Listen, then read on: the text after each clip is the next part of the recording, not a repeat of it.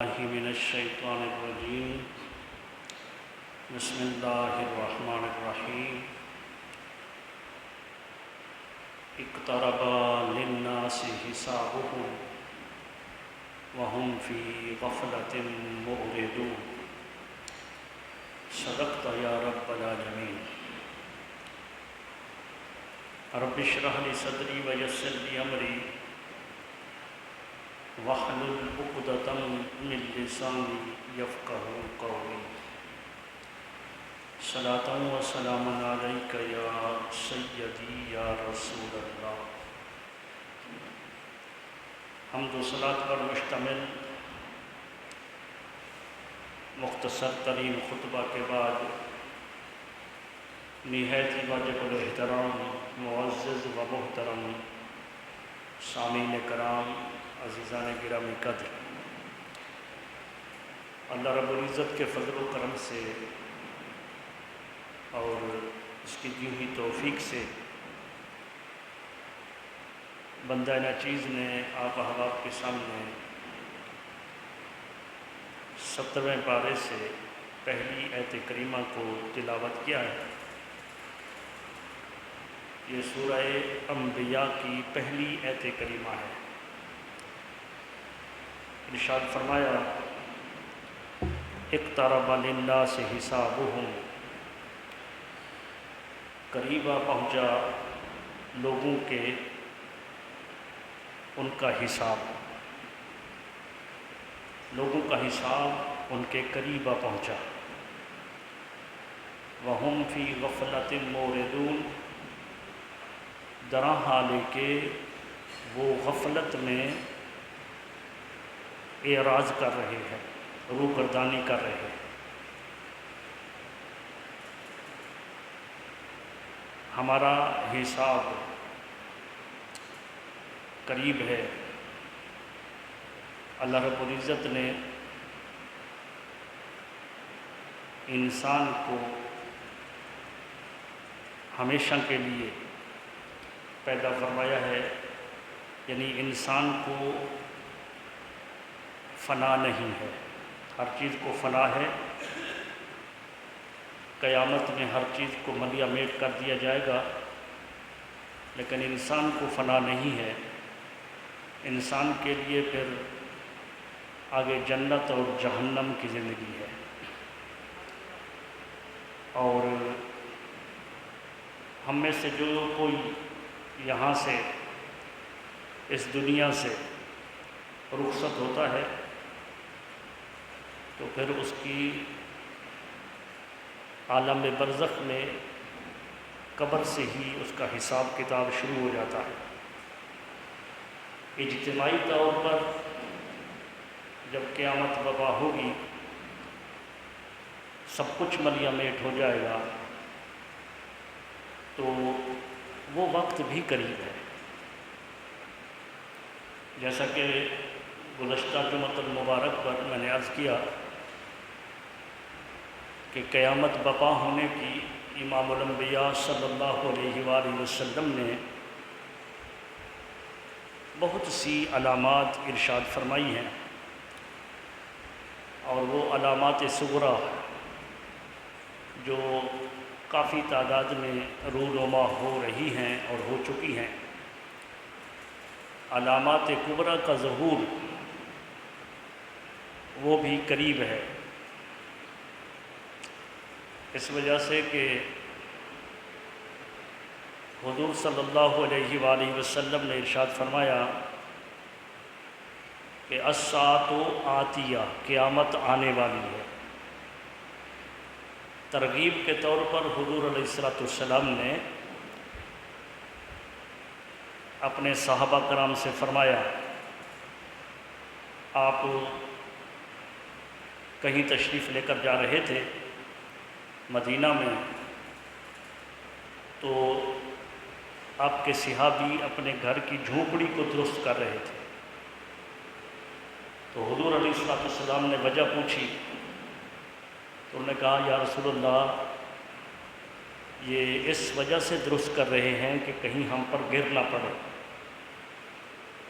حضور علیہ السلام نے فرمایا قیامت اس سے بھی جلدی آنے والی ہے۔ یہ ترغیب کے لیے تھا تاکہ ہم اپنی اصلاح کی، اپنے نفس کی اصلاح کریں، اپنی ذات کی اصلاح کریں اور ہر وقت تیار رہیں کہ قیامت قریب ہے۔ کیونکہ سانس کا تو ایک پتہ نہیں، وہ وقت تو جب آئے گا کہ جب سب کچھ ختم ہو جائے گا، دریا بہا دیے جائیں گے، سمندر بہا دیے جائیں گے، سورج ٹوٹ جائے گا، ستارے بکھر جائیں گے، آسمان ٹوٹ پھوٹ کا شکار ہوگا۔ وہ تو وقت آئے گا جب آئے گا، لیکن ہمیں اپنی زندگی کے ایک سانس کا علم نہیں ہے کہ کب آ جائے۔ حضرت مولا علی شیر خدا رضی اللہ تعالیٰ عنہ وہ فرماتے ہیں کہ میں ایک سانس کا بھی مالک نہیں ہوں، ایک سانس کا مالک نہیں ہوں۔ یہ سانس جو اوپر جا رہا ہے یہ بھی اس ذات کے قبضہ قدرت میں ہے کہ وہ واپس آنے دے یا نہ آنے دے۔ تو لہٰذا ہمیں تو ہر وقت تیار رہنا چاہیے۔ مومن کی یہ شان ہے کہ وہ قیامت کے لیے ہر وقت تیار رہے۔ اس وجہ سے کہا گیا کہ مومن دنیا کے اندر ایسے رہے جیسے ایک مسافر سفر کے دوران کہیں پڑاؤ کرتا ہے اور اس پڑاؤ کے وقت وہ اپنے ٹھہراؤ کے لیے کوئی پختہ مکان نہیں بناتا، یہ ابھی بس تھوڑی دیر کے لیے آرام کیا پھر کوچ۔ تو ہمارا بھی یہی سلسلہ ہے، بس تھوڑے وقت کے لیے یہاں پڑاؤ ہے، اس کے بعد یہاں سے موت کے دروازے سے ہم عالم برزخ میں جائیں گے، پھر عالم برزخ سے ہم عالم محشر میں جائیں گے، عالم محشر سے ہم عالم آخرت میں جائیں گے۔ انسان کی زندگی کا سفر بڑا طویل ہے۔ کب سے چلا ہے؟ عالم علم الہی سے چلا ہے، جس کی بابت رب کائنات نے فرمایا الانسان سری وانا سرہ، انسان میرا راز تھا اور میں انسان کا راز۔ عالم علم الہی میں وقت گزارا، رب نے چاہا پھر ارواح کو پیدا کیا، عالم ارواح میں وقت گزارا، جب رب نے چاہا تو پھر ان کو مدر رحم کے اندر ایک 8-9 مہینے کا پیریڈ دیا، پھر پیدائش کے دروازے سے اس دنیا کے اندر بھیجا، پھر اس دنیا میں کسی کی زندگی 5 سال، کسی کی 50 سال، کسی کی 100 سال، پھر موت کے دروازے سے عالم برزخ کی طرف بھیجا۔ پھر عالم برزخ بھی ہمیشہ کی زندگی نہیں، اس کے بعد پھر عالم محشر ہے۔ تو انسان کی زندگی چلی آ رہی ہے اور چلتی جائے گی، اور اس کا اینڈ ہے عالم آخرت، اور آخرت میں انسان کی زندگی کا اینڈ نہیں ہے۔ ہمیشہ ہمیشہ کے لیے مومن کے لیے جنت ہے، اور ہمیشہ ہمیشہ کے لیے کافر کے لیے جہنم ہے۔ تو رب کائنات کے پیارے حبیب صلی اللہ علیہ وآلہ وسلم نے قیامت کب آئے گی اس کے متعلق کچھ علامات ارشاد فرمائی، جس پر میں نے گزشتہ جمعۃ المبارک پر کچھ گزارشات آپ احباب کے سامنے رکھی۔ وہ یہ تھیں کہ حضرت ابو ہریرہ رضی اللہ تعالیٰ عنہ حدیث کے راوی ہیں کہ جس پر میں نے اپنی گفتگو کو اختتام کیا تھا، اس حدیث پر کہ قیامت اس وقت تک برپا نہیں ہوگی جب تک یہ علامات ظہور پذیر نہ ہو جائیں، اور یہ علامات صغریٰ ہیں۔ تو وہ علامات یہ عرض کر رہا تھا کہ لوگ مال غنیمت کو اپنا مال سمجھیں گے، مال غنیمت کو اپنا مال سمجھیں گے، زکوٰۃ کو تمان سمجھیں گے، اور ماں باپ کی عزت نہیں ہوگی، دوست احباب کے ساتھ بڑی خوش دلی کے ساتھ پیش آئیں گے، اور والد کو دور رکھا جائے گا، دوستوں کے قریب ہوں گے اور والد کو دور رکھا جائے گا۔ قوم و ملت کے سربراہ شریر لوگ ہوں گے، سربراہ لوگ وہ جو ہوں گے جو اس وقت کے شریر اور رذیل لوگ ہوں گے۔ اور حضور علیہ الصلوۃ والسلام نے فرمایا کہ امانت میں خیانت کی جائے گی، امین کو خائن سمجھا جائے گا، خائن کو امانت دار سمجھا جائے گا، مال کے اندر پرواہ نہیں ہوگی، بس کسی طرح کا مال ہے آئے، حلال حرام کے اندر تمیز اٹھ جائے گی، بس مال کی ہوس ہوگی، حلال حرام میں تمیز نہیں ہوگی، رشوت خوری ہوگی، سود کا کاروبار ہوگا، شراب بڑی کثرت سے پی جائے گی، اور پھر آخر میں فرمایا کہ پچھلے لوگ وہ پہلے لوگوں پر لعن طعن کریں گے۔ آج یہ ہو رہا ہے یا نہیں ہو رہا؟ پہلے لوگوں پر صحابہ کرام کی ذات تک لعن طعن کرتے ہیں معاذ اللہ۔ تو حضور علیہ السلام نے فرمایا کہ پچھلے لوگ جو ہے وہ پہلے لوگوں پر لعن طعن کریں گے، ان پر ملامت کریں گے، لعنتیں بھیجیں گے۔ فرمایا جب یہ سب کچھ ظاہر ہو جائے تو پھر اس وقت سرخ آندھیاں چلیں گی، طوفانی آندھیاں چلیں گی، طوفان آئیں گے، سیلاب کا طوفان آئے گا، زلزلے آئیں گے، لوگ زمینوں میں دھنسا دیے جائیں گے، اور پھر اس کے بعد یکے بعد دیگرے قیامت کی نشانیاں اس طرح ظاہر ہوں گی جیسے تسبیح ٹوٹتی ہے اور اس کے دھاگے سے یکے بعد دیگرے وہ جو منکے ہیں وہ گرتے ہیں، تسبیح کے دانوں کی طرح پھر یکے بعد دیگرے نشانیاں جو ہے وہ ظاہر ہوں۔ تو یہ میں عرض کر رہا تھا، ایک حدیث کے حوالے سے، صرف ایک حدیث ہے یہ، جس کو نعمان بن ثابت یعنی امام اعظم ابو حنیفہ نے شرح فقہ اکبر کے اندر بیان کیا۔ یہ میں گزشتہ جمعۃ المبارک پر اس حدیث کو بیان کرنے کے بعد میں عرض کر رہا تھا کہ اس کے بعد علامات صغرا کے بعد علامات کبریٰ کا ظہور ہوگا، اور علامات کبریٰ امام مہدی سے لے کر پھر آگے قیامت تک وہ علامات کبریٰ ہوں۔ امام مہدی کب تشریف لائیں گے؟ بعض لوگوں کا خیال یہ ہے کہ وہ پیدا ہو چکے ہیں، مگر یہ متفق فیصلہ ہے، اجماع ہے امت کا، جو بھی مسلک ہیں سب کا اجماع ہے امام مہدی کے آنے پر، یعنی اہل تشیع بھی اس بات کو مانتے ہیں، مگر ان کا عقیدہ یہ ہے کہ امام مہدی ظہور ہو چکے، امام مہدی جو ہے ان کا ظہور ہو چکا، اور اہل سنت والجماعت ہمارے نزدیک جو ہے ان کی پیدائش کو تو اللہ جانتا ہے پیدا ہوئے یا نہیں ہوئے، مگر ان کا ظہور نہیں ہوا، ابھی انہوں نے اعلان نہیں کیا، اور وہ خود اعلان بھی نہیں کریں گے۔ جاوید احمد غامدی کا عقیدہ یہ ہے کہ امام مہدی کوئی چیز نہیں ہے، یہ ٹی وی پر ایک پروگرام ہوتا ہے دنیا نیوز پر غامدی صاحب کا، اور وہ مکمل کے مکمل اجماع کے خلاف ہیں، کیونکہ اس موصوف کی ایک عادت ہے کہ وہ ہر چیز کو اپنی عقل سے پرکھتے ہیں، بس جو عقل میں آ جائے اس کو مانتے ہیں، اور اس کے ماں سوا کسی کو نہیں ماننا۔ اور اس سے سوال کیا گیا عیسیٰ علیہ السلام کے متعلق اور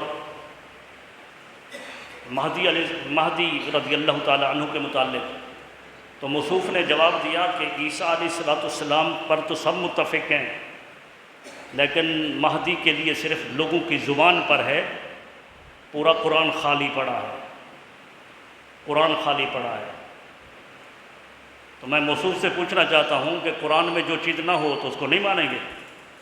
قرآن میں تو مکمل نماز کا طریقہ نہیں ہے، زکوٰۃ کا طریقہ نہیں ہے، اور حدیث مبارکہ کے حوالے سے کہتے ہیں کہ اگر کچھ حدیثیں آئی بھی ہیں تو ضعیف ہیں۔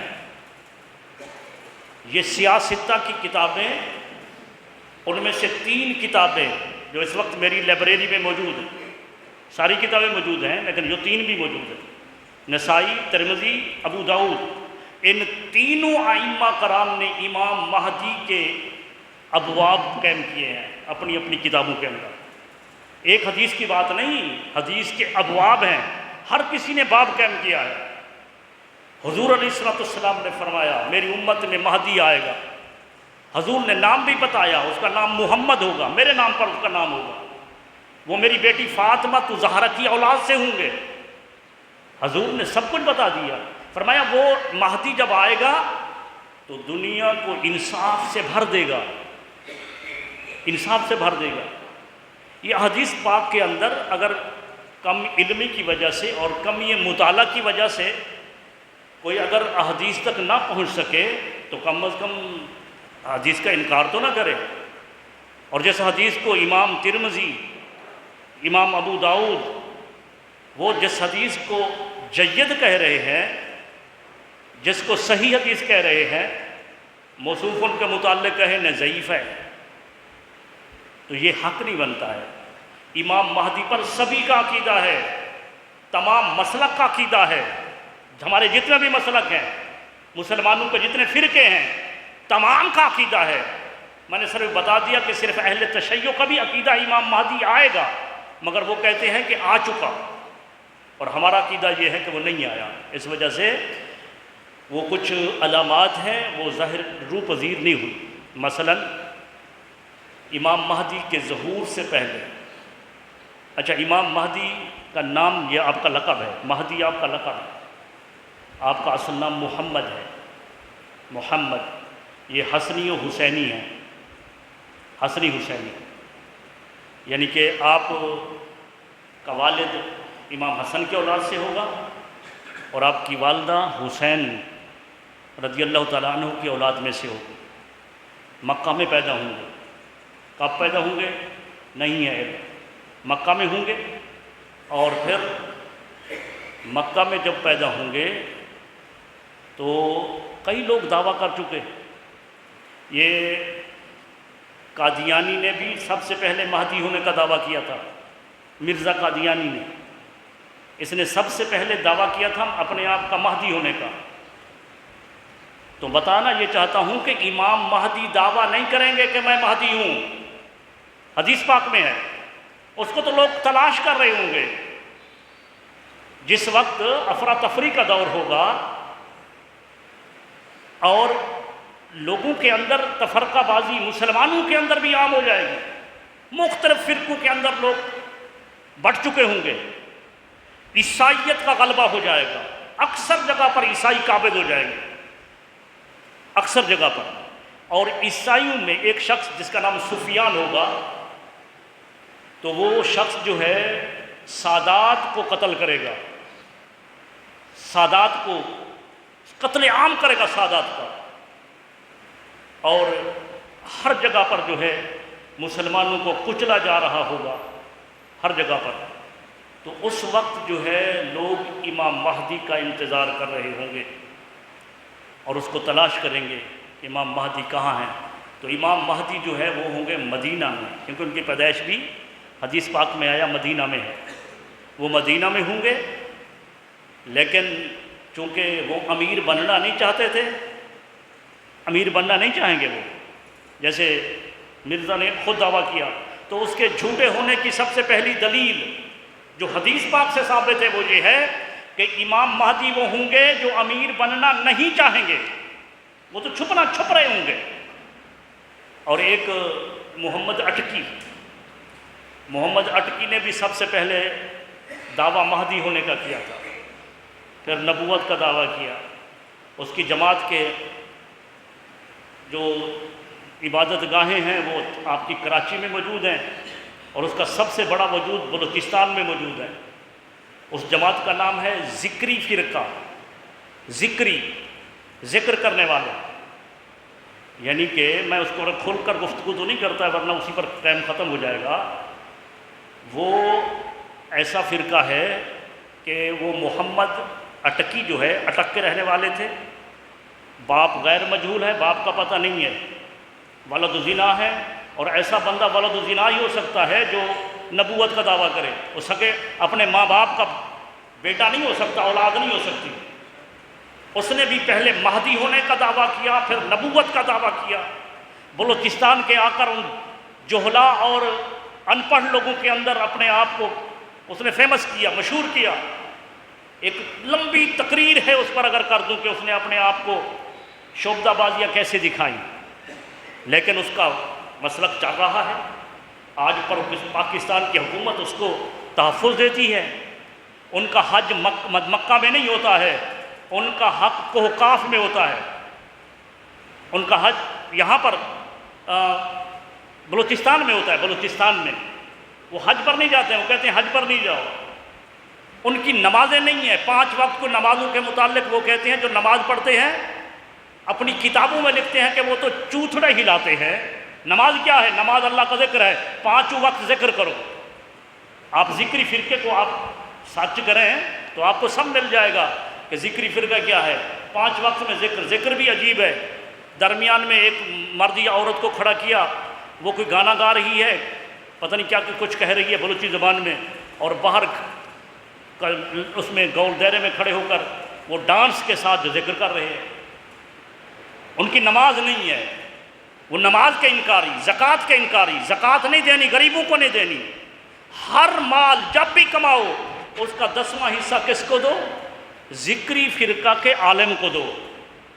عالموں کو تو مزے ہے وہاں پر، بس جو بھی کماؤ گے 10واں حصہ ان کو دو، چاہے کتنا ہی امیر کیوں نہ ہو، بس 10واں حصہ عالم. ان کے عالم بھی تو کیا عالم ہے وہ. تو میں بتانا یہ چاہ رہا تھا کہ اس پر اگر گفتگو کروں پھر وقت وہی ضائع ہو جائے گا. اس باتوں پر وقت ضائع نہیں کرنا چاہتا کہ محمد اٹکی نے بھی پہلے مہدی ہونے کا دعویٰ کیا، اور مرزا نے بھی پہلے مہدی ہونے کا دعویٰ کیا، اور لوگوں نے بھی مہدی ہونے کا دعویٰ کیا.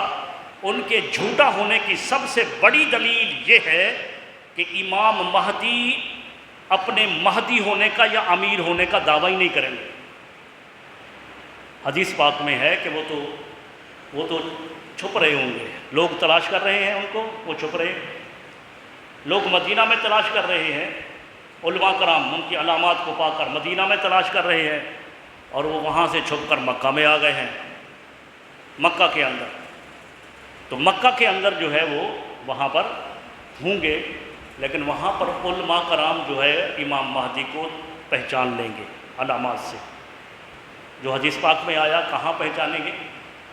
وہ حجر اسود اور مقام ابراہیم کے درمیان میں امام مہدی کو علماء کرام پہچان لیں گے، اور ان سے عرض کریں گے، ریکویسٹ کریں گے، عرض کریں گے کہ ہم آپ کے ہاتھ پر بیعت کرنا چاہتے ہیں. وہ نہیں مانیں گے. بھئی امام مہدی آپ دیکھو زبردستی مان رہے ہیں لوگ امام مہدی، لیکن وہ اس وقت بھی نہیں مان رہے ہوں گے. لیکن لوگوں کے اصرار پر جب وہ مانیں گے تو بیعت کس چیز پر ہوگی؟ بیعت کس چیز پر ہوگی؟ عبادت نماز روزے پر؟ نہیں، عبادت نماز روزے پر بیعت نہیں ہوگی. بیعت جہاد پر ہوگی، جہاد پر، قتال پر. اگر میری بیعت کرنا چاہتے ہو، مجھے اپنا امیر ماننا چاہتے ہو، آؤ میرے ہاتھ پر بیعت کرو کہ میرے ساتھ جہاد کرو گے، کافروں سے لڑو گے.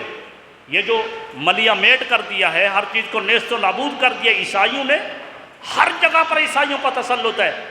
تو اپنے ماننے والوں کو کہیں گے کہ آؤ میرے ہاتھ پر بیعت کرو کہ ان کے ساتھ قتال کریں گے. امام مہدی کا آنا کوئی خوشی کی بات نہیں ہے، خوشی کی بات ہے.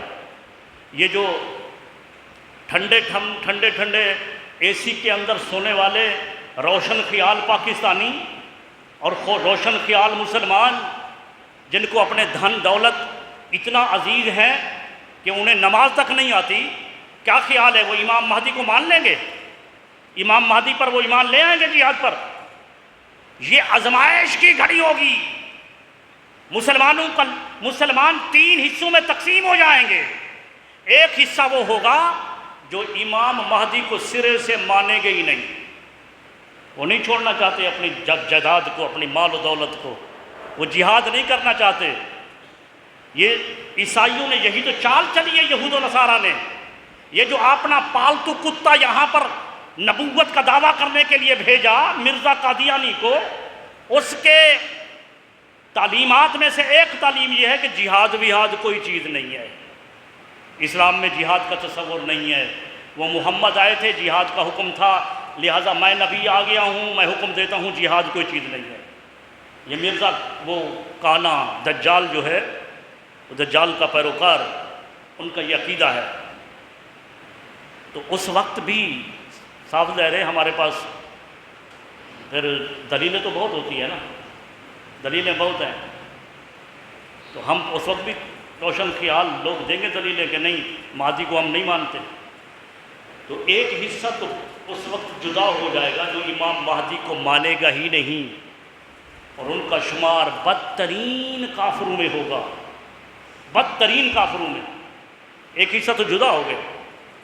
پھر اس کے بعد امام مہدی کے ہاتھ پر جب بیعت ہو جائے گی تو امام مہدی اسی مکہ کے اندر خانہ کعبہ کے قریب حرم مکہ سے ہی حرم کعبہ اس کے اندر سے ہی ایک خزانہ رونما ہوگا، امام مہدی خزانے سونے کا خزانہ وہ اپنی فوج کے اندر تقسیم کریں گے لوگوں کو۔ پھر مسلمانوں کو شرق سے غرب تک جب علم ہو جائے گا امام مہدی کا ظہور ہو چکا، تو پھر وہاں پر جو ہے وہ امام مہدی کی طرف چلیں گے۔ ایک شخص شام سے اپنا لشکر لے کر آئے گا، اس کا نام منصور ہوگا۔ منصور وہ ایک لشکر جرار لے کر امام مہدی کی حمایت کے لیے نکلے گا، اور ادھر سفیان نامی جو شخص ہوگا جو امام مہدی سے پہلے مسلمانوں کا قتل عام بالخصوص سادات کا قتل عام کر رہا ہوگا، تو جب وہ مہدی کا سنے گا کہ اس کے پاس لوگ جمع ہو رہے ہیں تو وہ بھی ایک بہت بڑا لشکر لے کر وہ مکہ کی طرف پیش قدمی کرے گا۔ وہ ابھی مکہ کی طرف آ رہا ہوگا تو اس کے لشکر کو زلزلہ آئے گا اور مکمل لشکر زمین میں دھنس جائے گا، لیکن اس لشکر کے اندر وہ سفیان نہیں ہوگا، وہ اپنے ان کے امیر و امیر جس کو بنا کر بھیجا ہوگا وہ ہوگا۔ اس دھنسنے والے بہت بڑے لشکر کے اندر جو ہے 2 آدمی زندہ بچیں گے۔ ایک اس بات کو دیکھ کر مہدی پر ایمان لے آئے گا کہ دیکھو یہ سارا لشکر ہمارا دھنس گیا تو مہدی ضرور حق پر ہیں، تو وہ مہدی کی طرف دوڑ پڑے گا، اور ایک شخص سفیان کی طرف دوڑ پڑے گا، سفیان کی طرف واپس جائے گا، ان کو خبر دے گا کہ لشکر تباہ ہو گیا، اور ایک امام مہدی کے پاس ان پر ایمان لانے کے ان پر بیعت کے حوالے سے امام مہدی کے پاس آئے گا۔ تو امام مہدی پھر جہاں پر کیونکہ لشکر تیار ہو رہا ہوگا، اور ادھر عیسائی جو ہے وہ شام روم کے اندر ایک بہت بڑا لشکر تیار کریں گے، وہ بھی یہاں تک کہ حدیث پاک میں آیا کہ اس لشکر کے 80 جھنڈے ہوں گے۔ جو عیسائی مسلمانوں کے خلاف ایک لشکر کشی کریں گے تو اس لشکر کے 80 جھنڈے ہوں گے، اور ہر جھنڈے کے نیچے 12,000 کا لشکر ہوگا، ایک ایک جھنڈے کے نیچے۔ اب اس کا کیلکولیٹ کر رہے ہیں، حدیث پاک میں یہی آیا کہ ہر جھنڈے کے نیچے جو ہے 12,000 کا لشکر ہوگا، اور یہ مکمل لشکر جو ہے پھر تیار ہوگا امام مہدی سے ٹکرانے کے لیے، اور امام مہدی پھر وہاں سے مکہ سے چل پڑیں گے براستہ مدینہ دمشق آپ تشریف لے آئیں گے، تو دمشق کے مقام پر پھر ان لشکر جرار جو عیسائیوں کا ہوگا اس کے ساتھ جنگ ہوگی، قتال ہوگا، اور اس جنگ کے اندر پھر مسلمانوں کی آزمائش ہوگی۔ آپ نے سنا نا کہ پہلے ایک گروہ تو وہاں بھاگ گیا تھا، اس نے تو امام مہدی کو ماننے سے انکار کر دیا، مسلمانوں کا 1/3 حصہ۔ اب جو 2 حصے بچ گئے تھے وہ اب یہاں پہنچیں گے، یہاں دمشق میں، یہاں پر جب عیسائیوں اور یہودیوں کے ساتھ لڑائی ہوگی تو اس لڑائی کے اندر جو مسلمانوں کا تعداد ہوگی اس میں سے آدھا حصہ جو ہے وہ شہید ہو جائے گا، آدھا حصہ شہید ہو جائے گا، اور جو آدھے بچیں گے اللہ تبارک و تعالیٰ ان کو طاقت عطا فرمائے گا، وہ تمام عیسائیوں پر غلبہ پائیں گے۔ حضرت امام مہدی رضی اللہ تعالیٰ عنہ وہ عیسائیوں کا یہودیوں کا تعاقب کریں گے یہاں تک کہ وہ شکست کھا جائیں گے یہودی، اور امام مہدی فتح یاب ہو جائیں گے۔ اس دوران ایک افواہ پھیل جائے گی کہ دجال آ گیا ہے، اس دوران دجال، اچھا اس دوران کے اندر جب فتح پا جائیں گے تو کچھ عرصہ گزرے گا، یہ امام مہدی کا کل جو یہاں پر دنیا کے اندر ان کا آنا ہے وہ حدیث پاک میں ہے 5 سال 7 سال 9 سال، 5 سال ہوں گے یا 7 سال ہوں گے یا 9 سال ہوں گے۔ لیکن جو میں جس کتاب سے بات کر رہا ہوں امام اعظم ابو حنیفہ کی کتاب ہے، نعمان بن ثابت کی، اس کا نام ہے شرح فقہ اکبر، میں اس سے بات کر رہا ہوں۔ وہاں یہ بتایا گیا کہ 5 سال قتال کریں گے، 5 سال امام مہدی عیسائیوں کے ساتھ قتال کریں گے، جہاد کریں گے، ان کے ساتھ لڑیں گے، اور پھر اس کے بعد جو ہے وہ 2 سال جو اور ہیں اس میں فتح یاب ہونے کے بعد وہ نظم و ضبط مسلمانوں کا درست کریں گے، پھر اس میں جو ہے خزانے بھی اپنے ان کو تقسیم کریں گے، مال غنیمت وغیرہ۔ مال غنیمت جب عیسائیوں کو شکست دے گی تو مال غنیمت بھی ہاتھ آئے گا، تو مال غنیمت تقسیم کریں گے۔ حدیث پاک میں آیا کہ وہ سپاہی، وہ لشکری مال غنیمت لینے پر راضی نہیں ہوں گے۔ راضی سے کیا مراد ہے؟ میں خوش ہوں گے نہیں، ہمیں تھوڑا مل رہا ہے، تھوڑا نہیں، وہ اس وجہ سے نہیں لیں گے کہ ہم مال غنیمت کیا کریں گے۔ کوئی گھر ایسا نہیں ہوگا کہ جہاں پر شہید نہیں ہو گئے ہوں گے، ہر گھر کے اندر شہید ہو گئے ہوں گے لوگ، اور وہ کہیں گے ہم ہی جہاد کے اندر تو مال غنیمت لے کر کیا کریں گے، تو اس وجہ سے وہ مال غنیمت نہیں لیں گے۔ تو اس کے بعد جو ہے پھر 7 سال کے 2 سال یعنی کہ 5 سال قتال، 2 سال پھر مسلمانوں کا اچھا خوشحالی کا وقت آئے گا، اور پھر اس کے بعد دجال کا ظہور ہو جائے گا۔ دجال کا جب ظہور ہوگا تو دجال پھر استدراج سے وہ فائدہ اٹھائے گا۔ استدراج کیا ہوتا ہے؟ بھئی کوئی بات جو عقل نہ مانے، وہ اگر نبی کی ذات سے ہو تو اس کو کہتے ہیں معجزہ۔ بھئی اب عقل نہیں مانتا نا کہ چاند 2 ٹکڑے ہو جائے، لیکن حضور نے تو اشارہ کیا چاند 2 ٹکڑے ہو گیا، عقل تسلیم نہیں کرتا۔ عقل تسلیم نہیں کرتا کہ وہ مسجد شجرہ مکہ کے اندر ہے، وہ مروہ کی طرف سے نکلے باہر تو مسجد شجرہ ہے، تو مسجد شجرہ کیوں رکھا گیا اس کو؟ درخت والی مسجد۔ وہاں پر ایک کافر نے کہا، جب بعد میں مسلمان ہو گیا، ایک شخص نے کہا کہ آپ اللہ کے نبی ہیں؟ فرمایا ہاں میں اللہ کا نبی ہوں۔ کیا چیز گواہی دیتی ہے کہ آپ اللہ کے نبی ہیں؟ کوئی گواہی دلاؤ مجھے۔ حضور نے ادھر ادھر دیکھا، کوئی انسان موجود نہیں تھا۔ فرمایا کوئی انسان تو موجود نہیں ہے، کس چیز سے گواہی لینا چاہتا ہے؟ تو کوئی شخص نہیں تھا، حضور نے خود ہی بتا دیا۔ فرمایا وہ دیکھو وہ درخت کھڑا ہے نا، یہ درخت کھڑا ہے، کیکر کا درخت، اگر یہ گواہی دے دے کہ میں اللہ کا رسول ہوں تو مان جاؤ گے؟ تو اس نے کہا یہ تو بڑی بات ہے، اگر درخت گواہی دیتا ہے تو ضرور مان لوں گا۔ حضور نے فرمایا پھر چلا جا اس درخت کے پاس اور اس درخت کو میرا سلام کہے، اور اس کے بعد میرا پیغام دے کہ تجھے محمد الرسول اللہ بلا رہے ہیں۔ وہ شخص گیا اور وہاں جا کر اس درخت کو حضور کا سلام دیا، پیغام دیا۔ حدیث پاک میں آتا ہے درخت داہنے ہلا، بائیں ہلا، آگے ہلا، پیچھے ہلا، جڑوں کو اکھیڑتا ہوا، زمین کو چیرتا ہوا حضور کی بارگاہ میں حاضر ہو گیا۔ وہ شخص مسلمان ہو گیا۔ بتانے کا مقصد یہ ہے کہ کیا ہماری عقل ماننے کو تیار ہے؟ ہماری عقل نہیں مانتی۔ تو جو کام نبی سے ایسا ہو کہ جو عقل سے ماورا ہو، اس کو معجزہ کہتے ہیں، اور اگر کسی اللہ کے ولی سے ایسا کام سرزد ہو تو اس کو کرامت کہتے ہیں۔ جیسے حضور علیہ السلام کے اولیاء کی کرامتیں تو بے حد و حساب ہیں، لیکن قرآن چونکہ پہلے نازل ہو چکا تھا تو میں حضرت سلیمان علیہ السلام کے ایک ولی، محمد کے ولی کی مثال دیتا ہوں قرآن سے۔ حضرت سلیمان علیہ السلام کے ایک ولی کی کرامت یہ ہے کہ وہ آنکھ جھپکنے کی دیر میں 1500 میل سفر کر کے ملکہ بلقیس کا تخت لے آیا تھا۔ قرآن میں ہے، قرآن میں سورہ نمل کے اندر۔ حضور کے ولی کی شان اس سے کہیں زیادہ ہے، یہ بات ذہن نشین ہونی چاہیے۔ ولیوں کا انکار یہ درست نہیں ہے۔